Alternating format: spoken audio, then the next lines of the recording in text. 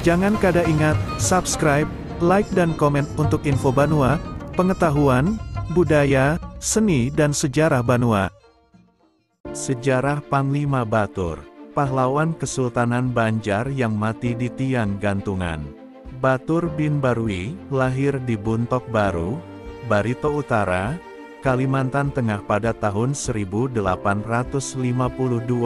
dan meninggal di Banjarmasin, Kalimantan Selatan, tanggal 5 Oktober tahun 1905 pada umur 53 tahun. Panglima Batur adalah seorang panglima suku Dayak Bakumpai dalam Perang Banjar yang berlangsung di pedalaman Barito, sering disebut Perang Barito, sebagai kelanjutan dari Perang Banjar. Panglima Batur adalah salah seorang panglima yang setia pada Sultan Muhammad Seman. Panglima Batur seorang panglima dari suku Dayak yang telah beragama Islam berasal dari daerah Buntok Kecil, 40 km di Udik Muara Tewe. Dengan diiringi orang-orang tua dan orang sekampungnya Panglima Batur berangkat ke Muara Tewe. Sesampainya di sana bukan perundingan yang didapatkan tetapi ia ditangkap sebagai tawanan dan selanjutnya dihadapkan di meja pengadilan. Ini terjadi pada tanggal 24 Agustus tahun 1905. Setelah 2 minggu ditawan di Muara Tewe, Panglima Batur diangkut dengan kapal ke Banjarmasin. Di kota Banjarmasin, dia diarak keliling kota dengan pemberitahuan bahwa inilah pemberontak yang keras kepala dan akan dijatuhkan hukuman mati. Pada tanggal 15 September tahun 1905 Panglima Batur dinaikkan ke tiang gantungan. Permintaan terakhir yang diucapkannya, dia minta dibacakan 2 kalimat syahadat untuknya. Dia dimakamkan di belakang Masjid Jami Banjarmasin, tetapi sejak tanggal 21 April tahun 1958 jenazahnya dipindahkan ke Kompleks Makam Pahlawan Banjar. Perjuangan Panglima Batur telah dituangkan dalam buku, Jejak Langkah Perjuangan Panglima Batur, yang ditulis Hamukri Inas. Diceritakannya, Barui, ayahanda Batur berasal dari keturunan Bakumpai Marabahan, Kalimantan Selatan. Saat berusia 35 tahun, dia menikahi Samayap binti Kimat yang berumur 30 tahun pada tahun 1887. Istri Batur, Samayap mempunyai nama gelaran samaran Idas. Ibunda Samayap berasal dari keturunan Kapuas Kahayan orang Petak Bahandang, Kalimantan Tengah. Keikutsertaan Batur sebagai pasukan dimulai sejak usia belia. Dia masuk dalam daftar prajurit saat Perang Banjar yang meletus pada tahun 1859. Batur ketika itu menjadi tentara yang dipersiapkan oleh Pangeran Antasari. Setelah sang pangeran meninggal, perjuangannya dilanjutkan oleh putranya, Sultan Muhammad Seman. Batur kemudian menjadi pengikut setia Seman. Berada di bawah kepemimpinan sang Sultan, Batur dikenal sebagai ahli strategi perang yang cerdik. Keduanya saling membantu untuk mempertahankan benteng terakhir di Sungai Manawing dari serangan Belanda. Benteng tersebut satu-satunya pertahanan rakyat Banjar yang tersisa untuk menahan gempuran Belanda. Setelah bertemu dengan Seman, Panglima Batur terus melakukan serangkaian perlawanan. Serangan pertama terjadi di bulan Maret tahun 1904, Panglima Batur melancarkan aksi ke sebuah daerah yang disebut Kasinto dan berhasil mendudukinya. Selanjutnya sang Panglima melanjutkan perjalanannya ke Jaan, tempat yang dahulu pernah menjadi basis perlawanan Seman yang direbut oleh pemerintah kolonial pada tahun 1886.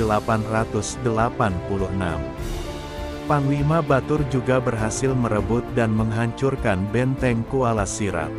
Masih di tahun yang sama, kedua pemimpin ini melakukan satu usaha perlawanan yang cukup masif, yaitu menyerang benteng Muara Tewe, benteng pemerintah kolonial yang cukup kuat, dipersenjatai dengan meriam dan senjata modern lainnya.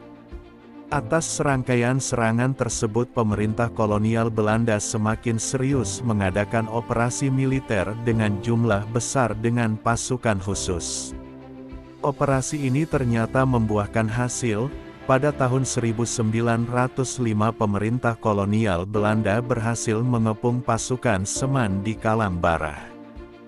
Dalam masa-masa kritis tersebut, Batur diperintahkan untuk mengambil mesiu tambahan sebagai modal pertahanan benteng.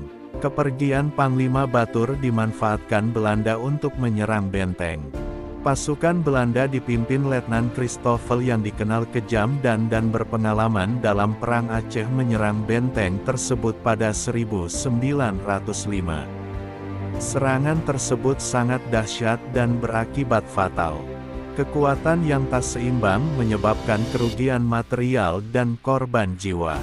Dalam pengepungan ini, Seman gugur.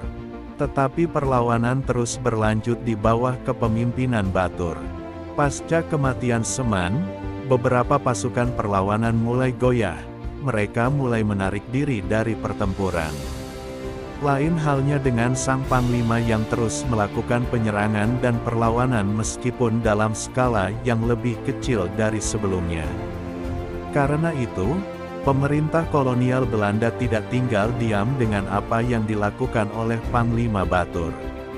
Operasi militer terus dilakukan, tetapi karena medan yang cukup sulit membuat pemerintah Belanda kerap kali gagal menangkap Panglima Batur. Belanda memanfaatkan rasa sayang Panglima terhadap sanak kerabatnya.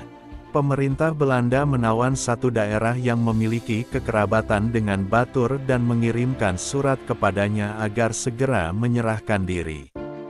Pada surat tersebut, Belanda mengancam tidak segan-segan menghabisi seluruh anggota keluarganya.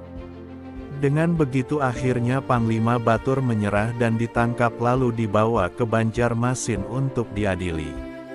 Pengadilan Belanda memutuskan untuk memberikan hukuman mati di tiang gantungan kepada Panglima Batur atas segala perlawanannya. Sang Panglima naik ke tiang gantungan pada tanggal 30 Mei tahun 1906. Setelah tali gantungan menjerat lehernya, pahlawan kelahiran Buntok Baru ini mati syahid. Kematian yang mengesankan karena disaksikan keluarga dan sahabatnya yang juga sama-sama membacakan dua kalimat syahadat ketika detik-detik eksekusi. Jenazah Panglima Batur kemudian dimakamkan di belakang Masjid Jami Lama Banjarmasin di tepi Sungai Martapura. Tetapi pada tanggal 21 April tahun 1958, jenazahnya dipindahkan ke Kompleks Makam Pahlawan Banjar di Jalan Masjid Jami Banjarmasin. Untuk mengingat jasa-jasanya, pemerintah setempat membuat monumen Panglima Batur yang terletak di Muara Teweh, Kabupaten Barito Utara, Kalimantan Tengah. Jangan kada ingat, subscribe, like dan komen untuk info Banua, pengetahuan, budaya, seni dan sejarah Banua.